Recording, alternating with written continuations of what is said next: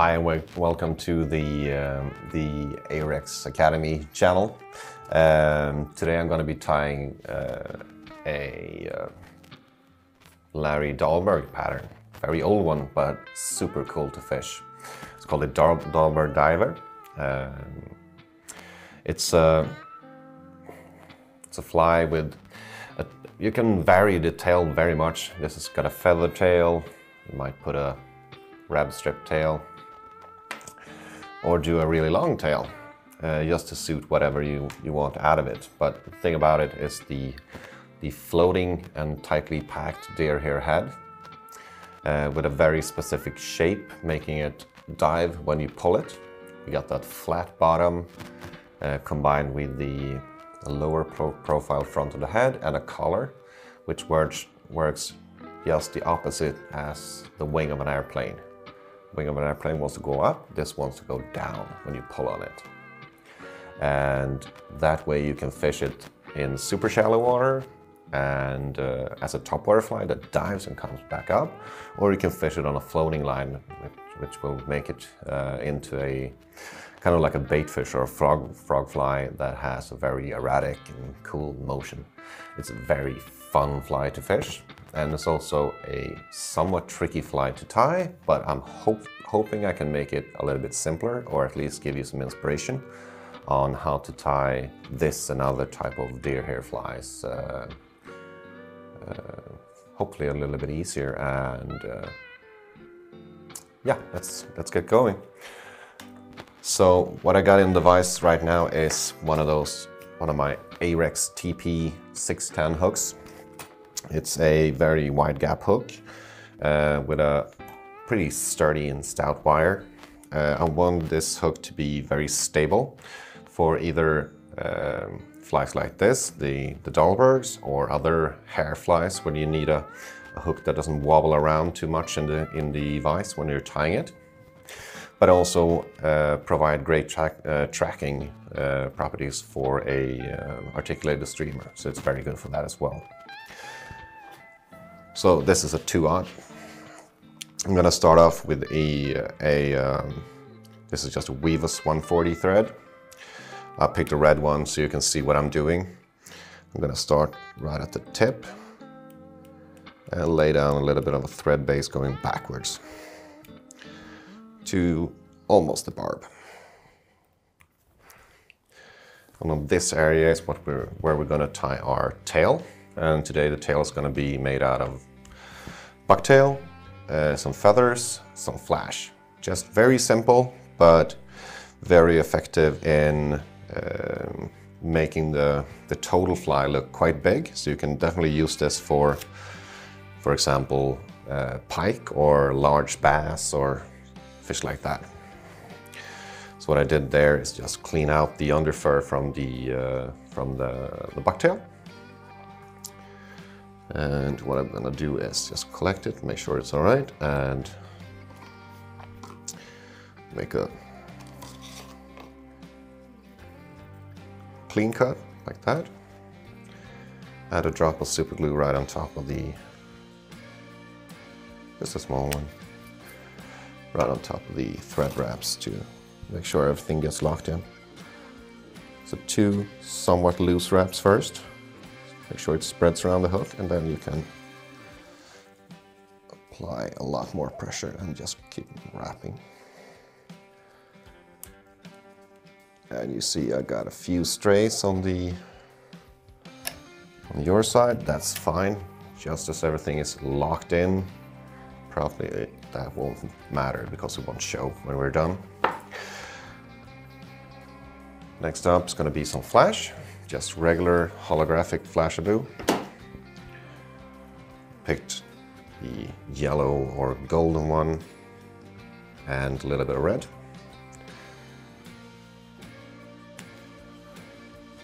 Healthy clump of yellow. A little bit less red. I just want this to be like just a spice, chili. And collect it and do a little bit of a twist with my fingers that will mix it up. And before I tie it in, I just want to give it a couple of light pulls on the tips.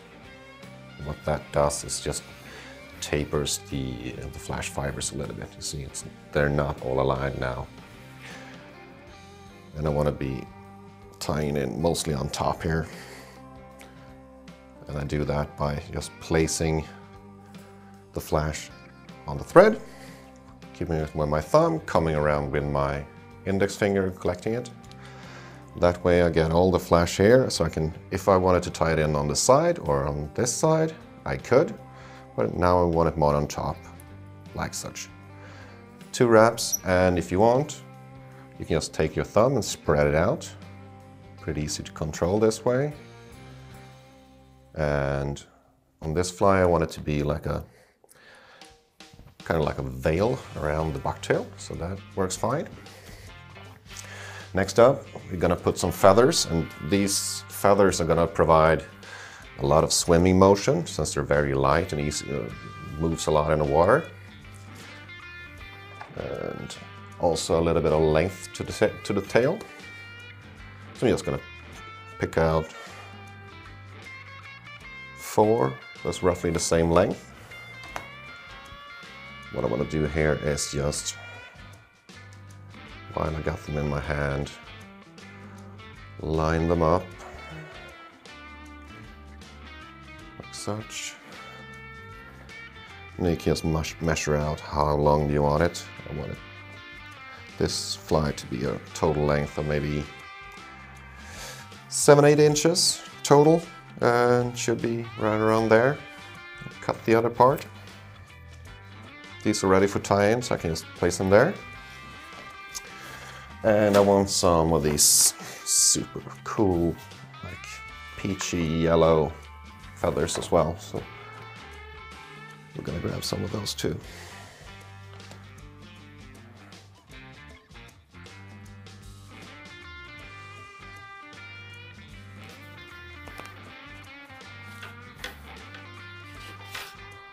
Oh, I got 3. I need another one. Right. And again, I'm gonna line them up as I'm holding them.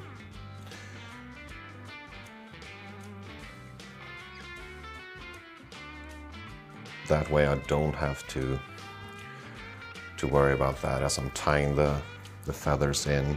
There will be the correct length right away, since I've already lined them up.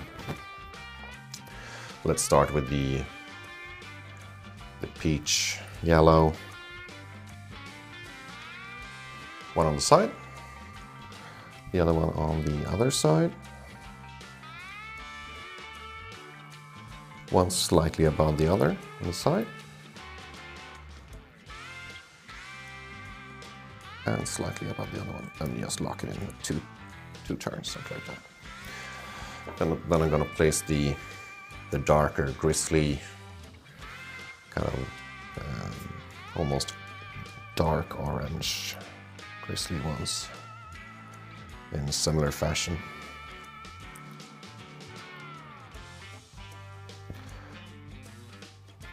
So they're placed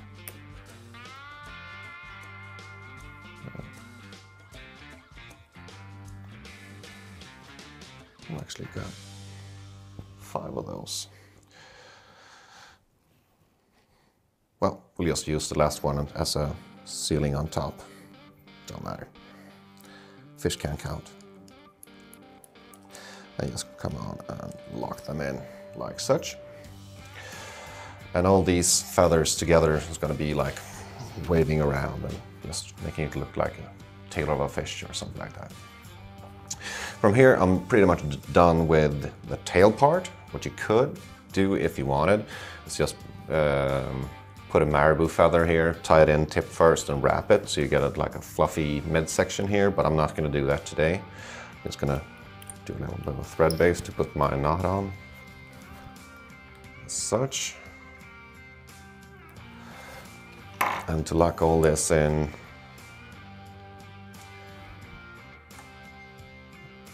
okay, just put a little bit of super glue, whoop, not on the feathers.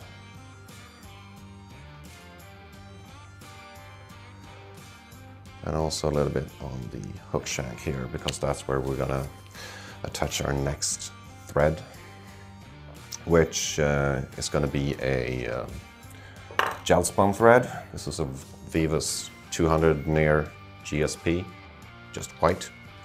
So a very wide and very strong thread. The width is important because we're going to be putting a lot of hair on top of itself, on top of other hair. And if the thread were to be too thin, we could easily just slice through all the layers. So what this wide thread allows us to do is just put a lot of pressure on the hair without cutting it. And we need a lot of pressure, otherwise the fly will be kind of loose and you can twist it and stuff, which you shouldn't be able to do. So I'm going to attach that somewhere around there with a tiny bit of a thread base right there. Maybe just give it a second to dry. And while that's going on, I'll get my base hair ready to go.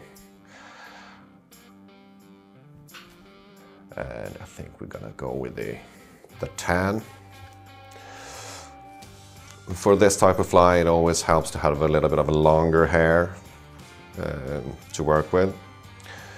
And this edge here is somewhat damaged. I'm just gonna try and break this up a little bit.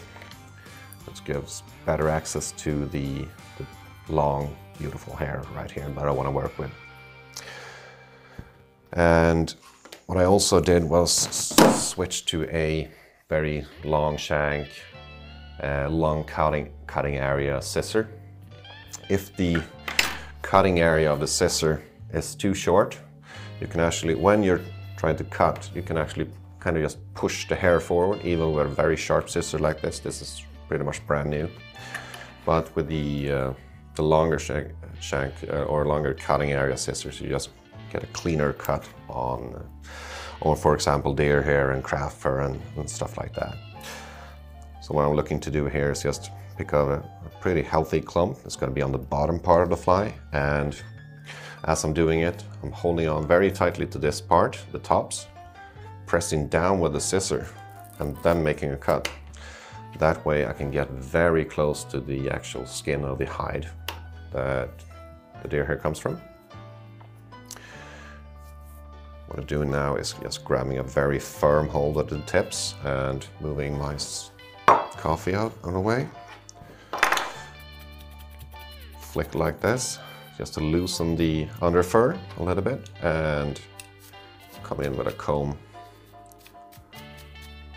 and get all that stuff out. This is actually excellent deer hair. This is probably harvested somewhere in the summertime when the deer don't need so much warmth. In the wintertime, it's usually more under fur, but you can't control that. You just have to work with what you got. So that was just a lucky piece. So you want to measure how long do you want to color, and also make sure that you got plenty of room up front here, because that's going to be another part of the fly.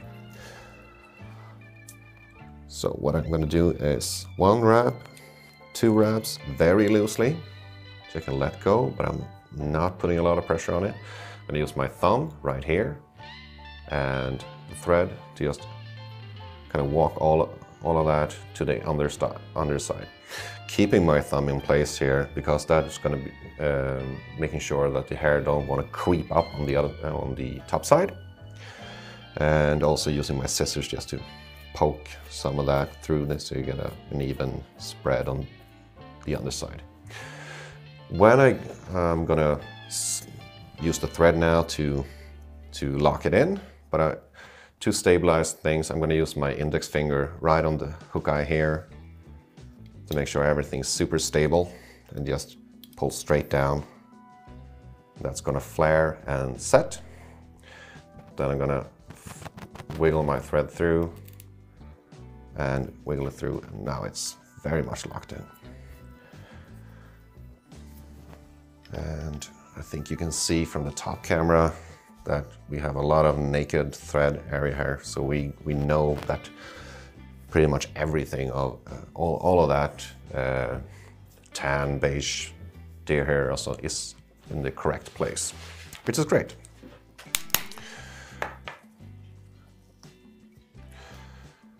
And next, another clump, using the same method to make sure we get all of it. Longer deer hair is going to make it easier to tie this type of fly. So that's a thing to consider if you go walking into a store. Make sure you have a look at all the bags of deer hair that you got. If you could be tying smaller flies, you might be better served using a shorter length of the deer hair fibers. But in this case, as I'm doing a quite large bug with several layers, I'm certainly going to be enjoying tying a lot more with a longer fiber. Place the drop of super glue right on top of the thread wraps there. That's mostly to just lock those in. It's not to hold these fibers, it's more about locking in the thread pressure that I put on the previous, so it's not going to spin.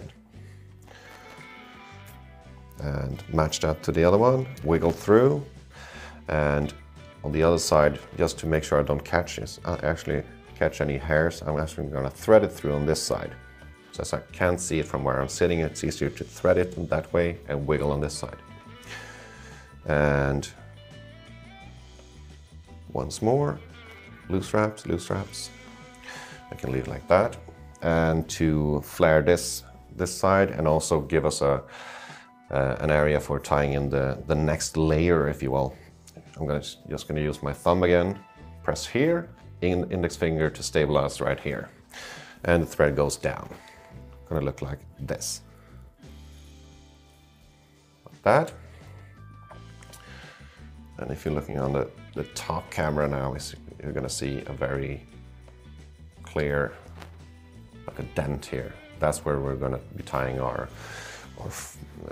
spots and frames and stuff. I think we're going with the red, just to get some pop. Just a thin layer of red right in the middle.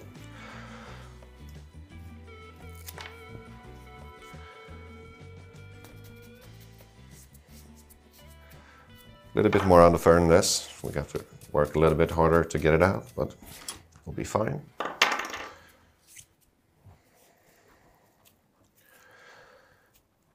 And this is actually a little bit longer than a tan, so I'm going to have to match this up to the part I'm not cutting, which will be the back part. So I want to match it up to the length of the collar.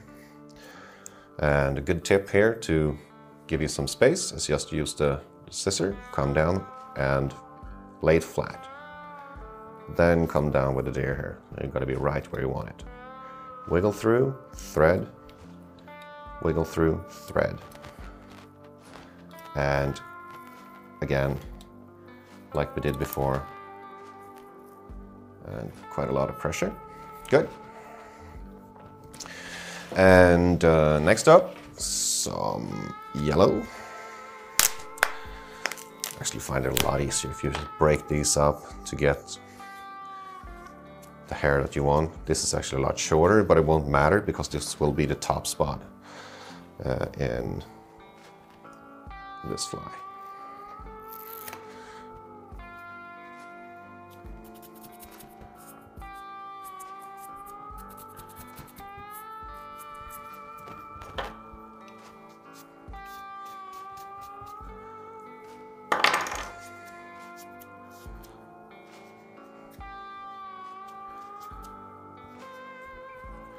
So again, we're going to measure the length going backwards because the front part is going to be cut.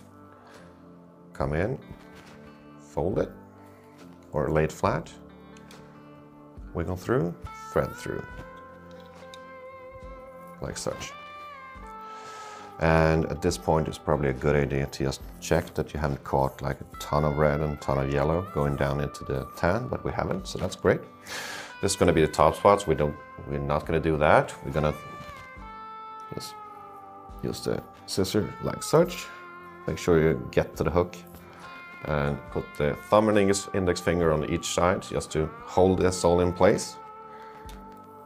And come tight that way.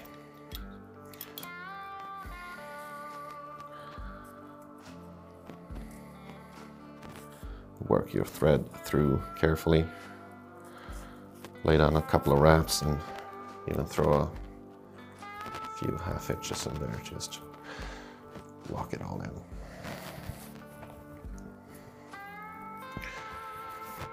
You can definitely do one of these flies without any specialty tools, but if you want it to be really tight, like this one, you can easily take a ballpoint pen and write on it if you wanted to, because it's just a ton of hair in a very little area.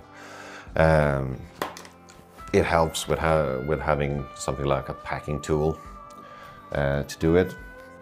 So I'm just gonna, actually forgot it, so I'm gonna pull it out from my stash over here. This is a huge one. They're made, it's an old style tool, packing tool. It used to be in brass and a lot smaller, but I believe it was Pat Cohen who made these huge ones, and I think it's a very good idea. And I had it painted by a friend as well, so a little bit fishy. So what I'm gonna do here is take all those half hitches and extra thread that I put on the hook shank now and drop half a drop of super glue on top of those. And using this tool and just push that all in towards the back. And what all those thread wraps is going to do, combined with the glue, is just go back there and stay, thanks to the glue. And so it's kind of like a bump, so it can't push forward as much, which helps as we're going to put a lot more hair on this fly. But we're going to need the thread base for the rest, so I'm going to wrap a little bit forward, or a bit forward, like such, and start over again with the tan. And here we won't be using the tips. The tips is just kept for the color, the back part of the deer hair head, which is going to make it a little bit easier for us to tie in. It's easier to wiggle through and easier to thread through when you don't have the tips as you're working with it. Actually gonna place it there for now because I want to throw some white into that just because we can.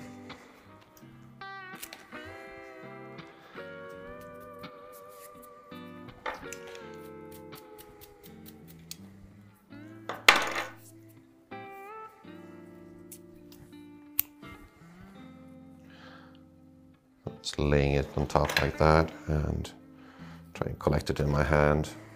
What I want to do now is just mix it up, and what I found easiest way to do it is just in my hand and rolling it kind of like such in my fingers and just folding it over. So we got a little bit of a mix of white and tan like such. If you have one of those really big stackers, you can use that.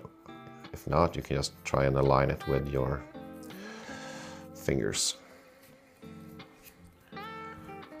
But one of those huge stackers actually helps, so kind of like this one. I'll show you how I do it.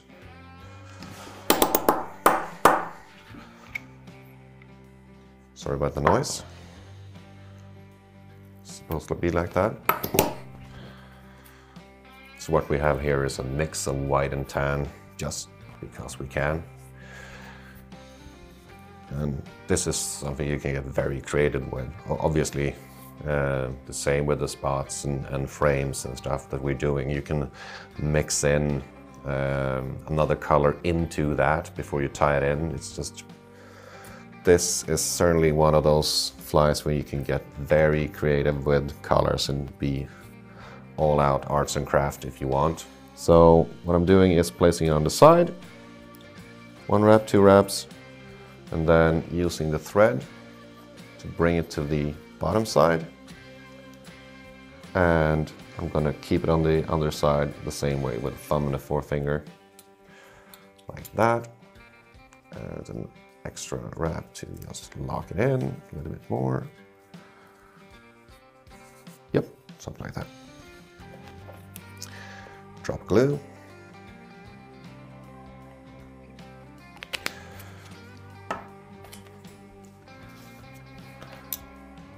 I'm not going to be mixing the top, so let's start with a straight up tan.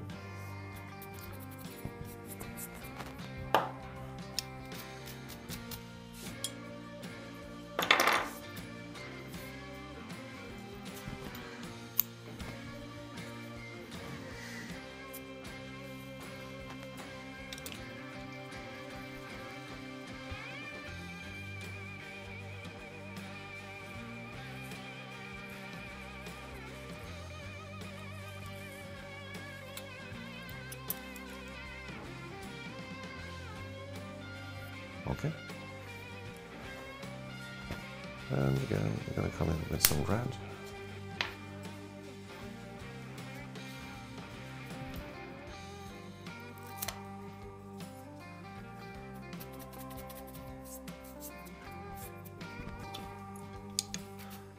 This happens to be a 2/0 because it's just some kind of a large to medium size where it's easy to show stuff.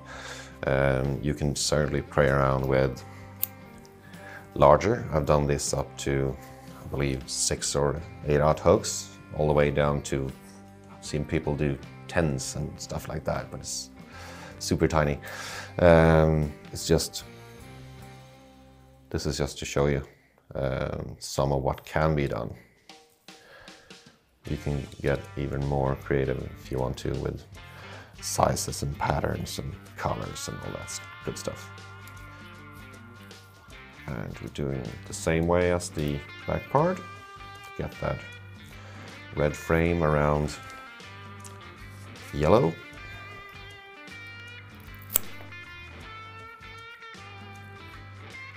Yellow has a ton of underfur, so you have to work with that a bit.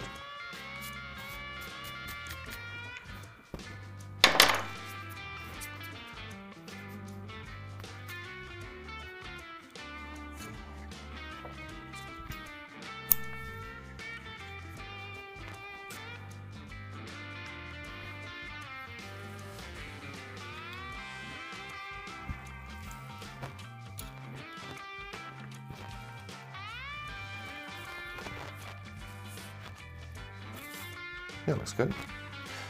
Thumb and index finger going around, catching the hook shank, holding on, and then we're gonna flare the hairs. Make sure you keep all that thread pressure because that's what locks it in. I'm keeping it, working it through, and come forward with a couple of wraps to just make sure you got all that thread pressure locked in. You can definitely throw a couple of half hitches or 3 or however many you want into that, because all of that thread is just going to be pushed into further back into the fly in a second. A little bit of glue. Try not to glue the hairs, but just the thread. Again, with a super large tool.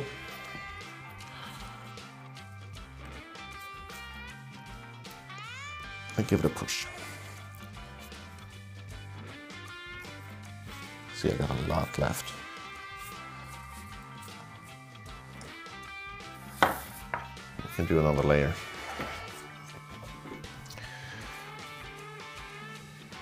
I'm gonna get some tan, a little bit less than the last time.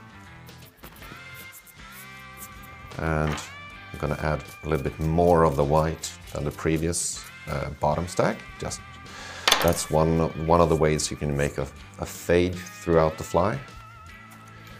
It won't be super obvious since tan and white is pretty close together. In terms of color, there's not a lot of contrast there. But if you want it, you can do a white or black or red or black or whatever color, blue and green. Just with the mixing technique that I showed you. It's not my technique, it's just a technique, but it works. And I'm guessing a lot of people might not have seen it, so just trying to give you tools to have fun tying. So I'm basically at 50-50 white and tan at this stage.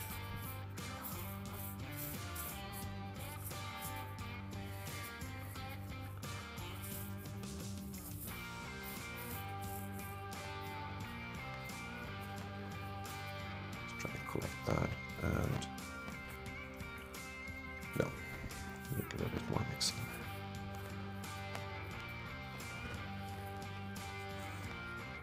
All right.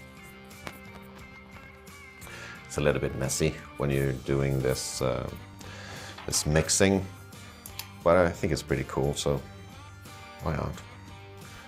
You get a kind of neat effect.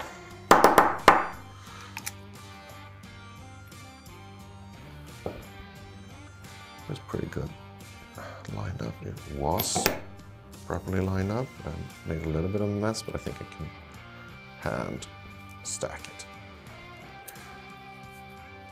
pretty well. Yep.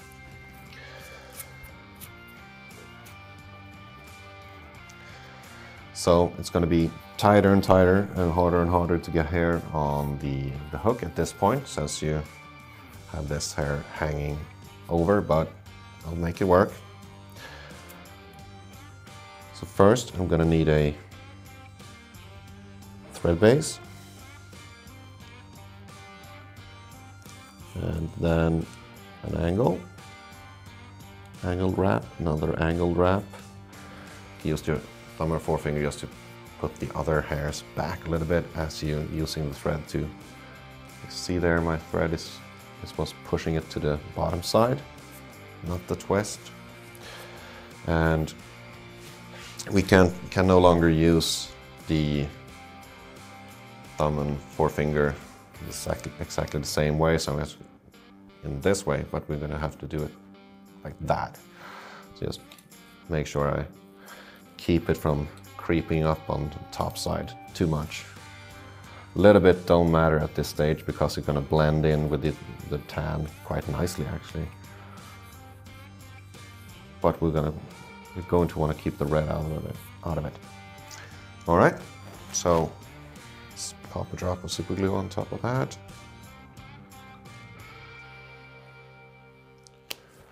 So lock those thread wraps in. And get a little bit of tan.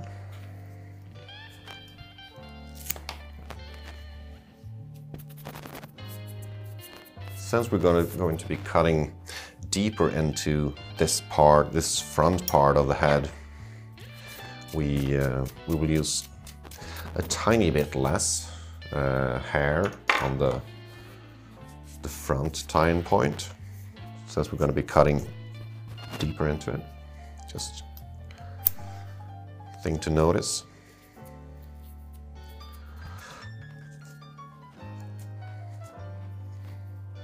So I'm going to try and place this on top, wiggle through, thread through. It's usually easy to do with just leave one and then do it again, like such. See if we can find the hook eye and get it spread. Yeah, that's fine. And as with the tan, we're gonna take a little bit less of the red.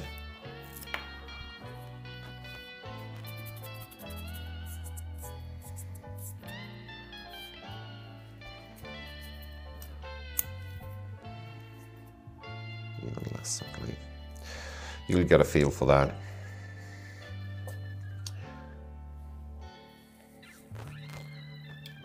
Wiggle, thread, wiggle, thread. Just thread it like a needle.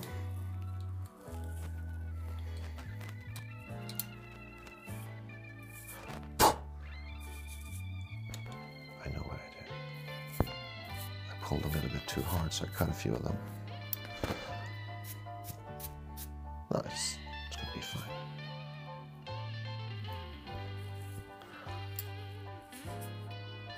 Yeah, they're attached. Good, it was just a couple. And to finish it off, a little bit of yellow.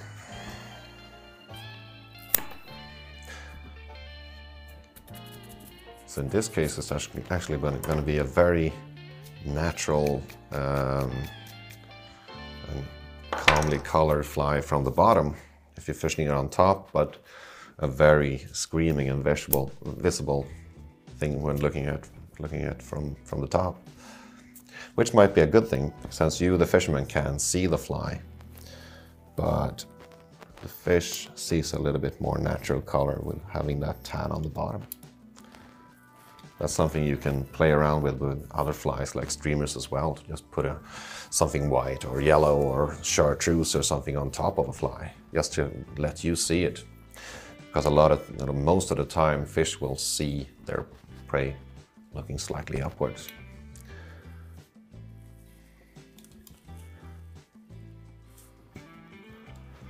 And it's fun to fish when you see your fly. You can see the fish swim ahead and just grab it. It's super fun. So it doesn't matter if it's pike or bass or trout or whatever. It's just fun.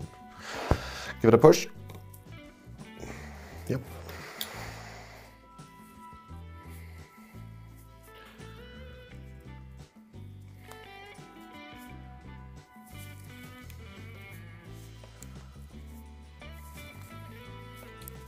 Just locking in that thread pressure right there. So what you can do here is, it's actually somewhat tricky to finish these flies off. There's a couple of specialty tools you can use for it. And one of them is just a simple but beautiful and big half-hitch tool. Just wrap a couple of times like that. Find the hook eye and just let it slide over, and you created a 3-turn half-hitch tool. But what I find to be very useful, and I've been using this for close to a decade now, is just some kind of dam. And my favorite thing to make them out of is actually the lid from Pringles tubes. So what I'm going to do is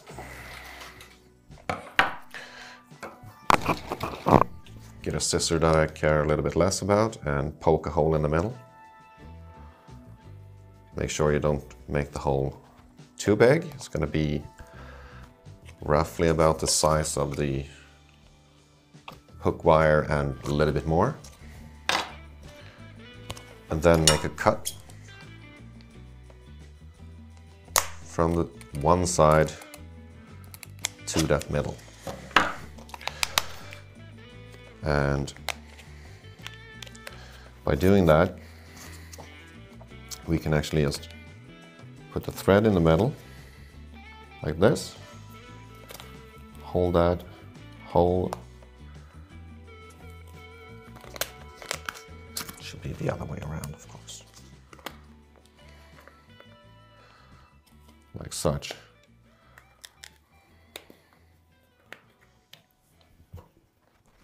Then grab the tool. You can even make it easier by making the hole a little bit bigger than what I did. I made it a little bit hard for myself now. But what you've done now is just put all of the hairs out of the way so you can make a nice whip finish there very easily without having any hair in the way at all.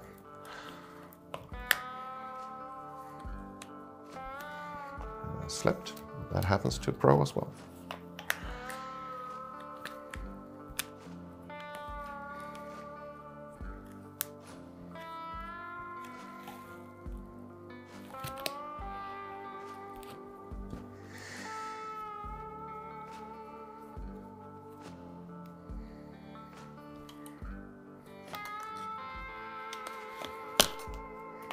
It pops right off.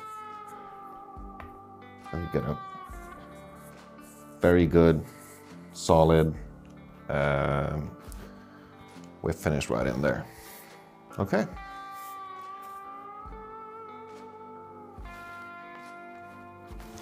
These Dyneema or gel spun threads are actually pretty hard to cut cleanly with a scissor, but a razor blade would do it very nicely. So what I'm going to do is just get some tension on that thread and make sure I just place the razor blade close and just pull it up. It's going to be a very clean, nice cut.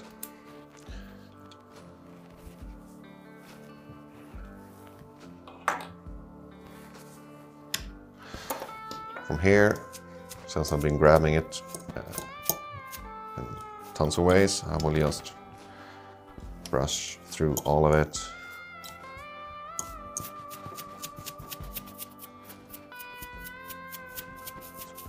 Make sure I got all the hairs standing up and out properly.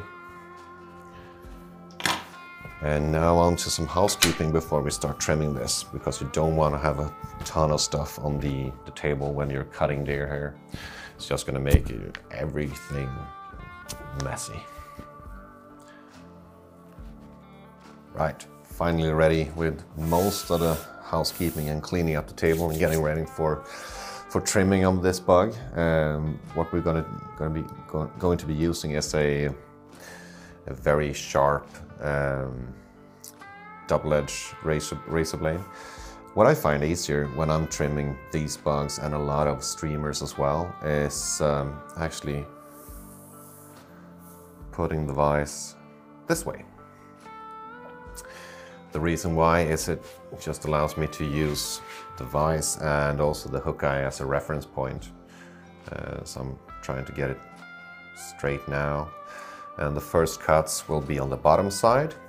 I'm going to be using the hook eye to kind of lay the blade on and cut backwards from there, just to make sure I get a flat and straight cut. So the first cut is going to be slightly upwards, just for safety and to make sure I start seeing what I'm doing. But you can see from the top camera here that there's a lot of hair in this bug, but we're going to trim a lot more out. So just a little bit like that, and next cut will be deeper.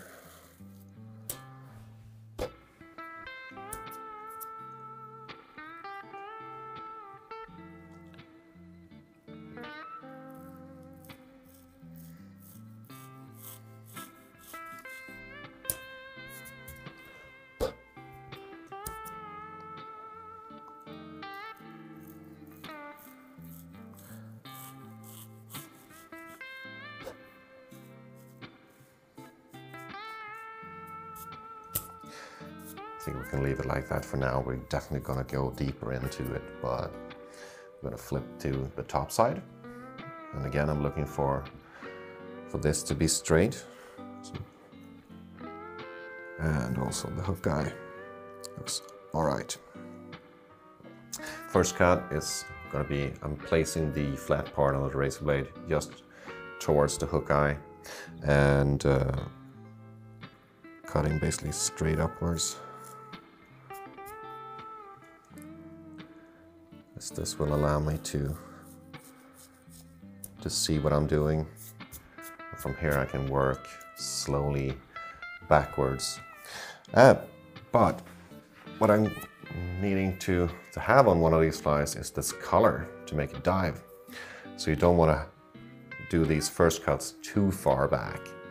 So make sure you leave at least about half of the deer hair part uncut.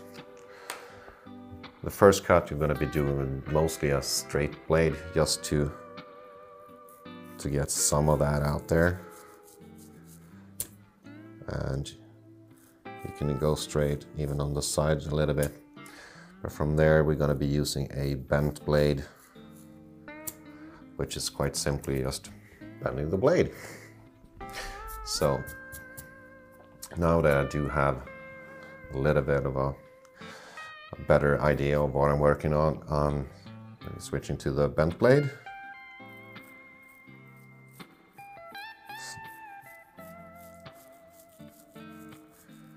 Just going backwards little by little, as such.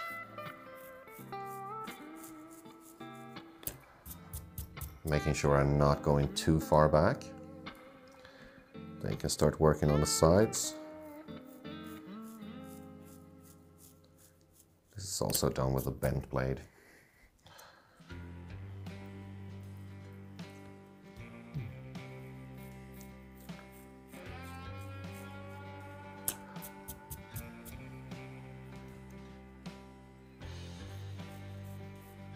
Start with doing a rough shape of the front part of the fly first. Oh, every time I do these, because it just gives me an option to, if I want, I can make the front part a little bit longer. But if I cut too much, I can't make it shorter. So always try and make sure to leave yourself some room to have options later in trimming, because you can't go back, can't put it back.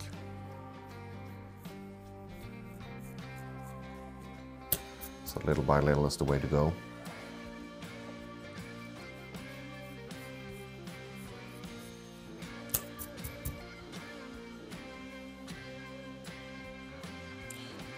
Here you can have a look at it from the sides and make sure that you don't go too far back. And if you flip it, it will tell you if the color is crooked, like mine is.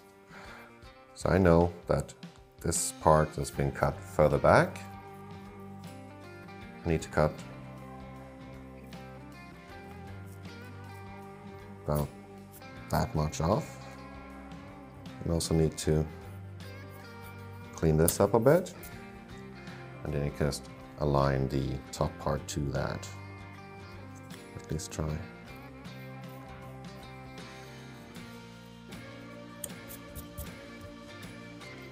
And do take your time with doing this. It's just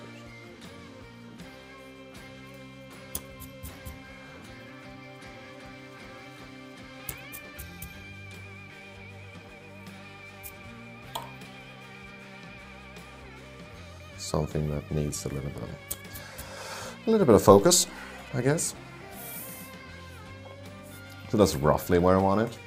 I think when this is entirely done, it won't have any of this yellow up here in the color, but I don't want to cut any more just yet, because I'm gonna start shaping and cutting the color.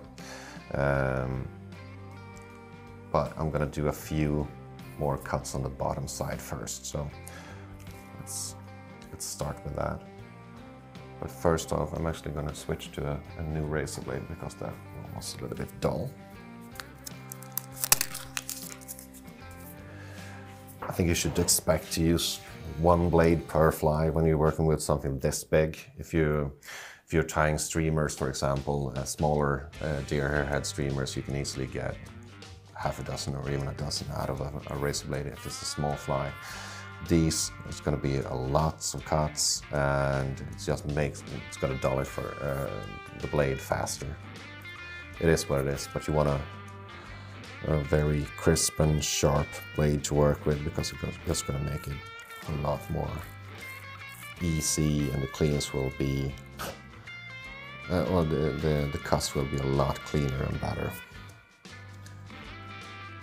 It's just more fun to work with a good and properly working tool, as with anything.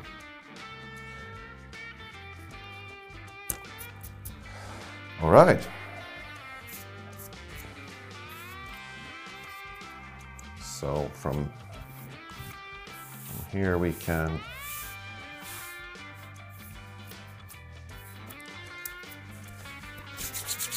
have a look to make sure it's decently straight.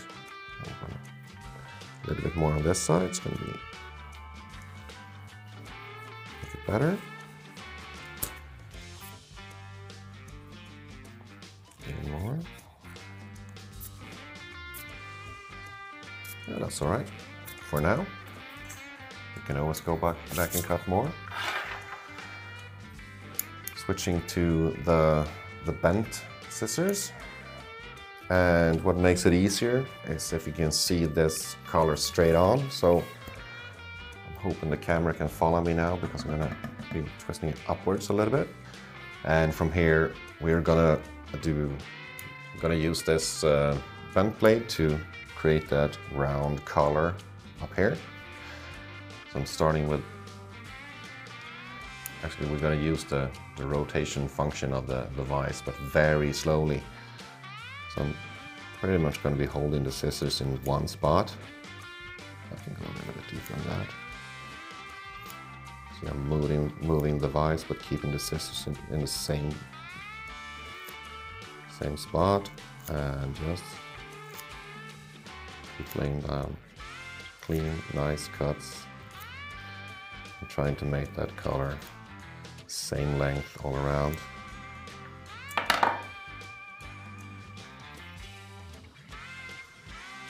Something. Oh.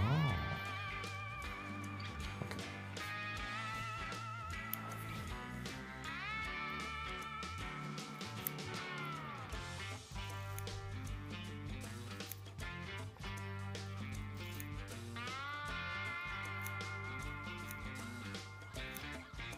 Again, careful and little by little does it. There's no use in rushing these. If we're not looking for a rushed fly. This is I guess you could call it an old school art form type of fly, but it's still super fun to fish in the modern day. No doubt about it. Just one of those flies that just got it right. And from here we can switch back to a little bit more normal height and regular vise position from there. And I'm gonna get my long scissors and just do a rough cut of the back of the collar. So what I'm doing is looking for the edge of the collar outline I did and diagonally cutting down a little bit. I'm going to do most of this with a razor blade, but we can just start it, just getting the tops off with any kind of scissor really. This is not anything that's going to be showing when it's done, it's just brings you a little bit further down the deer here, so you can start cutting with the razor blade. So we cut off the first rough part. I was going back to the razor blade, and again we're following that outline of the collar I made with the curved scissor.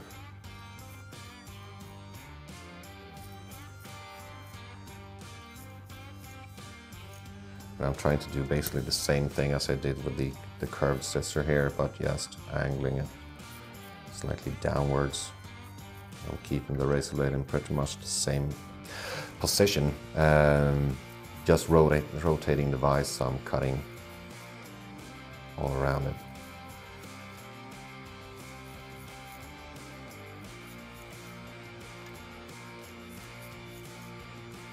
And again, as with the other part, and any part that has deer hair in it, I'm just playing defense here and just trying to make sure I don't cut way too much off it. But I think this is going to be better done fine. It's done. I like these colors. You can play with any color, of course. Just do whatever you want, and it's very easy to do a match to hatch thing. If you got like any bait fish or frog or whatever that has a green top and a tan belly, or a blue bottom and a red top, I don't know, whatever you want to do, you can. And I think that's a big part of what I found this fly to be fun to tie from the beginning, and it still is.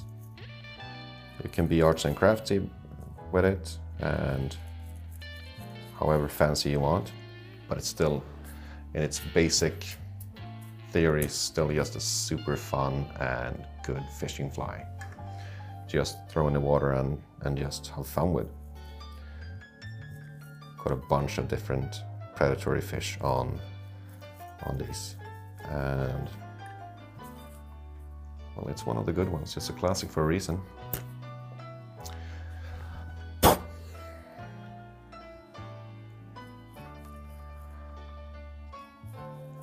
And of course, with deer hair, you're gonna notice, especially when you're getting into this type of bugs, that you can trim a deer hair fly for hours. But since I'm doing a teaching or a demo thing here, I'm gonna have to settle sometime, and I think it's gonna be right about soon. So this is the rough cut of a Dahlberg head. What I want to do to get it a little bit better is I'm probably going to cut a little bit more on the belly and a little bit more on top, and possibly shape the color a little bit. But this is the rough shape you want. So you can certainly fish it as it is now. But I just prefer to clean it up just a little bit. But it's mostly about looks from here on out. Just making a cleaner, nice looking bug. You definitely want to get rid of any excess on the bottom. You want less hair on, or actually less material on the bottom, on basically any type of streamer or the Dahlbergs or poppers or whatever, because you get better tracking that way as well. Okay. Bottom looks okay. Let's clean up the cut on the top part with a bent blade.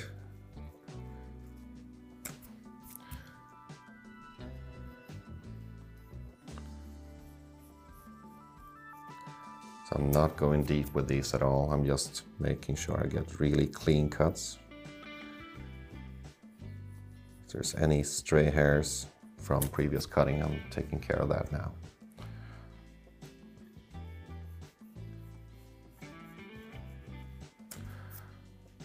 Almost like a polish, just very thin layer. It's being cut here.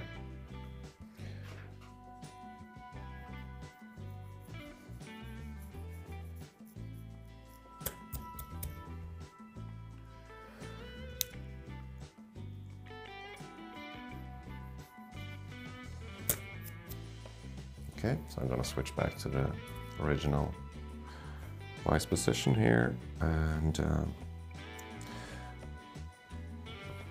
a look at the color.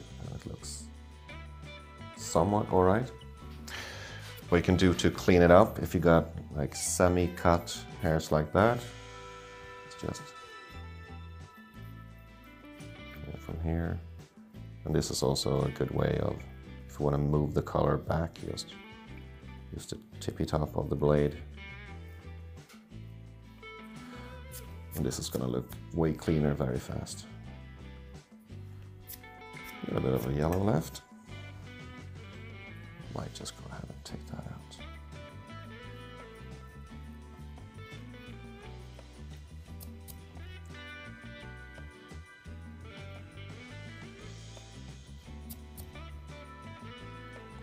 Very careful now to not go too deep into the red. Just want to cut the yellow hairs, but it's going to be a crispier contrast for the yellow and the red right there. That's a looks arts and craft thing, which is okay. Just I think we're going to work with that. straighten this line with a scissor on the very bottom part, and same here.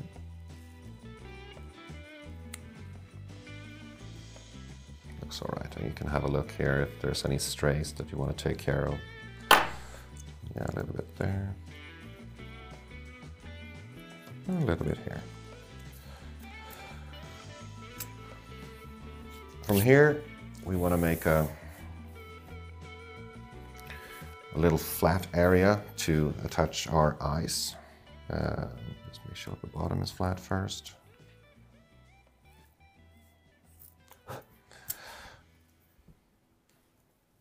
So make sure the vise is that straight, and right around here we want to cut a flat or a flat-ish area. That's going to help the eyes stay on the fly for longer. So I'm not going deep, but I'm going to flatten out that area a little bit because I've been doing it only with a bent blade previously. So just flatten that out a little bit, the back part closest to the color there, and that will help the eyes stay on a little bit better and longer.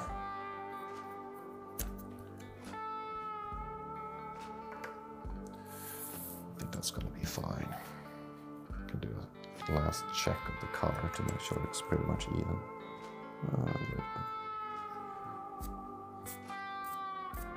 That's going to be all right.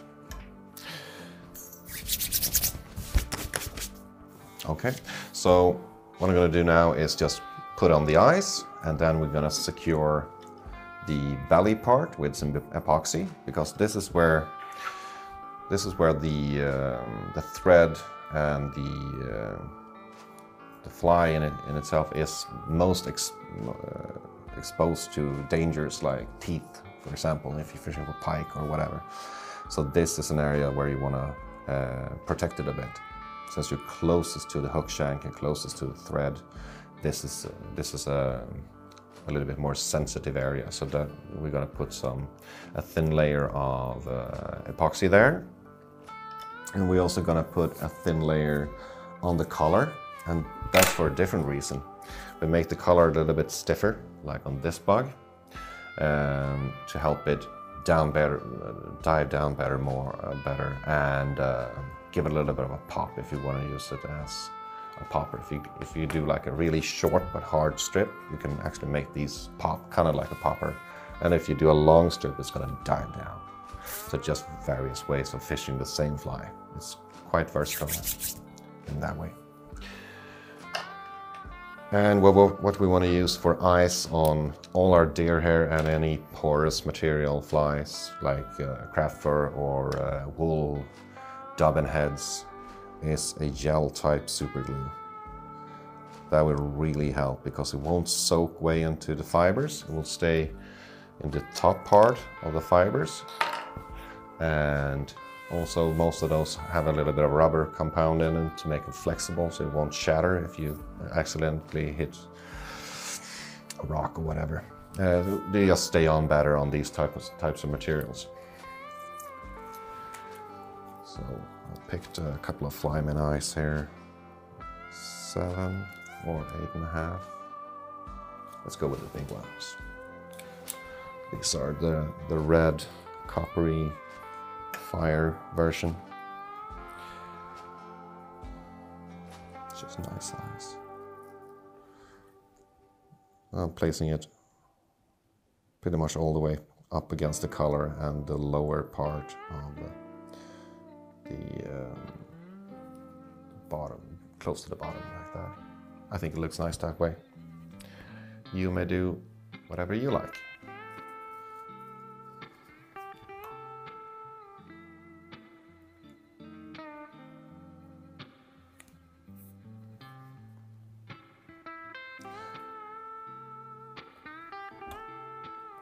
That looks properly aligned to me. Hopefully it is.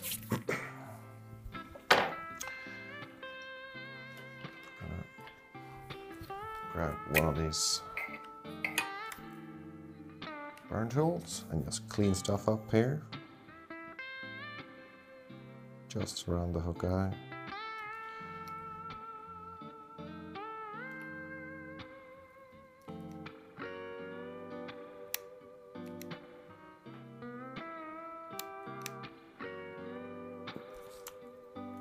Poof.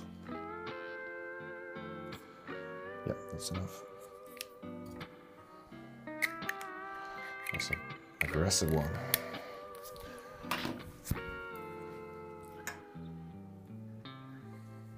You can actually use the blade to round it off downward after doing that hot point trimming. Just makes it look nicer. At least to me it does. Have a look if you need to cut any strays at this point, especially on the bottom, since we're going in with a little bit of glue soon. It's just good to take care of any little stray hairs before we put the glue on. Some white stray. Okay, let's start with the bottom.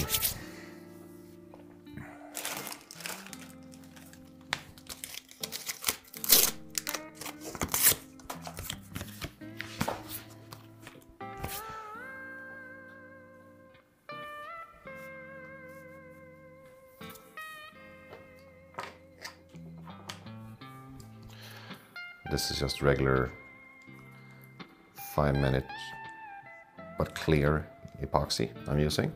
You can absolutely use a UV resin, but what I like about using epoxy, it adds a lot to the durability. You have to go very close to find air in this, but there are small gaps in the fly. And if we fill those with epoxy, they will all kind of just bind together and make for a very, very strong and durable bug.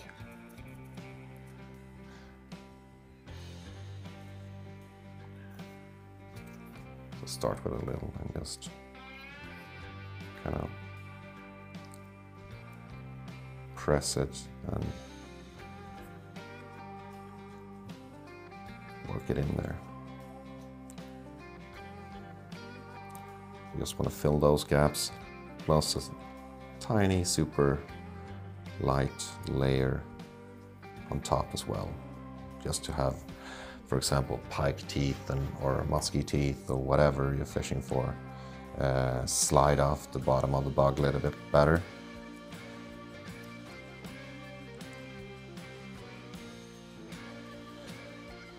Just take your time and work it in there.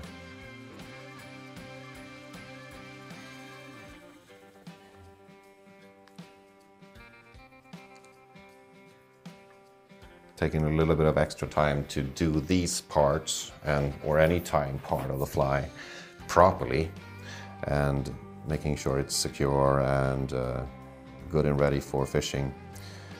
It takes a lot less time than having it come apart after a few fish and having to do it all over again.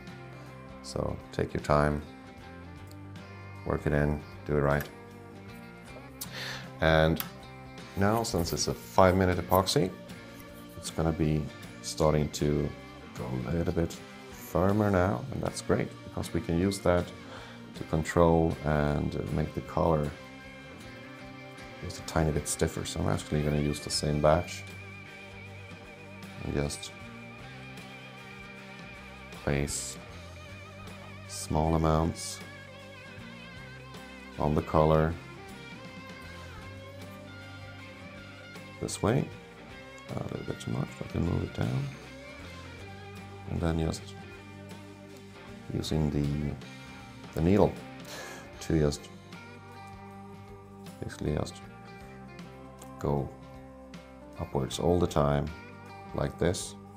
That way, as it sets, the glue or the epoxy, it will set at a slight angle, but it will be a super thin layer. It's just binding the hairs of the color together. And it does it quite nicely. But it's a little bit of work as it's drying. You're actually using that quick drying time to your advantage, and It's going to be a pretty cool end result when it's done. Just stay with it until it's not entirely dry, but you can notice it's dry enough. Nice. It's going to be cool.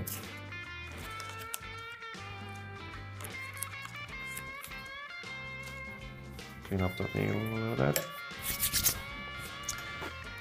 So it's very close to being done now. And the last part we're going to do is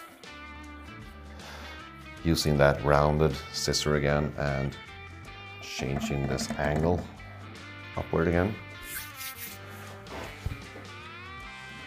So just to clean up the very last part of it. When you fold it back like that, you're going to have a few strays on the top of the cover.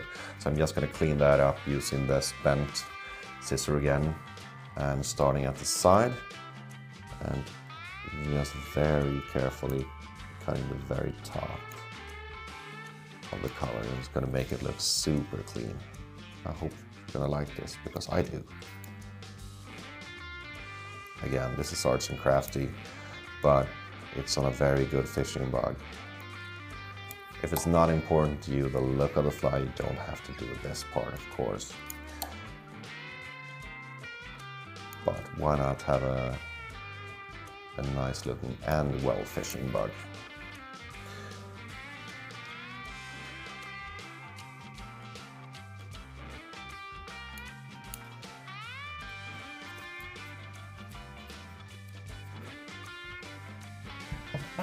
Bring it back down and show you what's very close to being a finished fly. Yes. And to finish this off, you see the tail of this fly with the bucktail and the flash and the feathers have, since we pressed all the hairs back, has become a little bit skinny and slim. And I want to be able to use a fly like this for pikes. We're actually going to do a kind of what we do with a hollow fly, but since we can't make it a reverse tied hollow because it would take up too much room on the hook shank, and a fly like this, I have to tie it in straight. I'm going to use an old trick I came up with for for getting a little bit more volume out of a straight tied tail on a fly like this. And what I'm going to do is just put my finger way in the bottom part of the bucktail like this. Press it a little bit and work it outwards like such, just to make a dent. Come in with some UV resin at the very bottom part of that,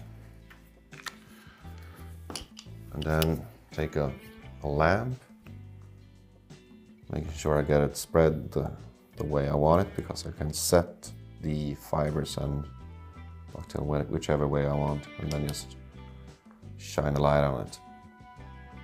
And what I'm basically done is making one of those like a hollow fly when the bucktail is splayed out without actually reversing it, which would be the normal version. You can see the tail is now quite a lot wider and bigger because of that little trick with the UV resin. So that's a done Dahlberg diver with a hollow trick tail, I guess. Thanks. Oh, hold on. Forgot about this. Celebrate.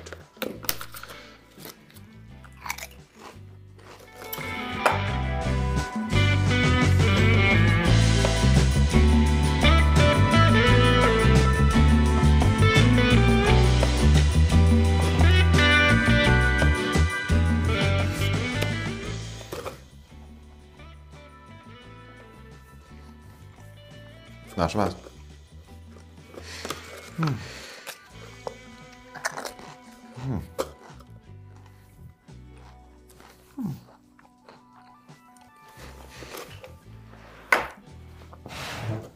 I forgot something.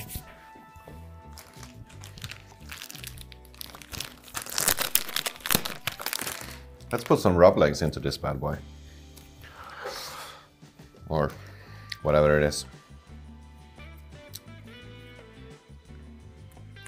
I'm gonna go with a couple of orange. A couple of black.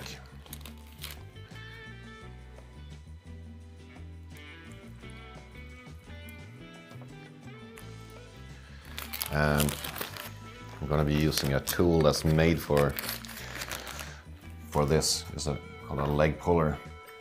I believe a hairline carrier said. Very nifty little tool. I'm guessing you can use like a very large needle instead. What I'm going to try to do here is stick this right into the fly and trying to come in under one of those spots and find thread. So I can get the needle under the thread without cutting it, which would suck.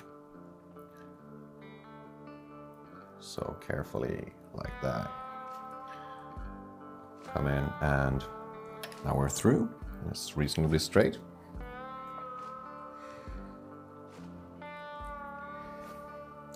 Put the tips of the rubber legs in there. Then usually I'm gonna angle it like that to make sure it stays, and then just pull those things through. Nope, missed the thread. You're gonna know right away if you missed the thread because it will just pop out backwards. Since this is a tutorial, it's good to show the mistakes so you learn from my mistakes.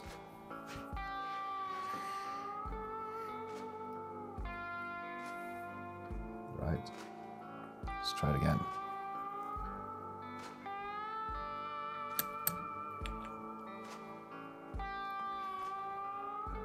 Yeah, we got it. We got some kicking rubber legs there. And to make sure we get them the same length or similar, it's just usually easiest to either collect them on the bottom or collect them on the top. Just start with cutting a little bit less than you might think.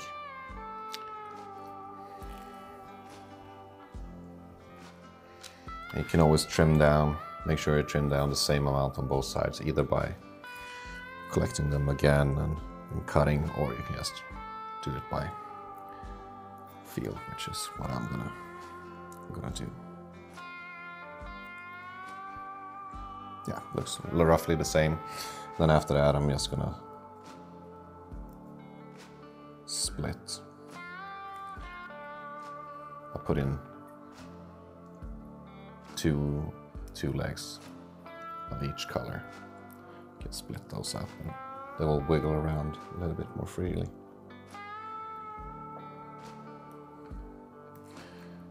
Just do it with a tipless scissor like that. So those rubber legs will just kick and move and do stuff, especially when you pause the fly. I think the rubber legs kind of move around and kick and do stuff. So now I'm officially done. I'm going back to my treat.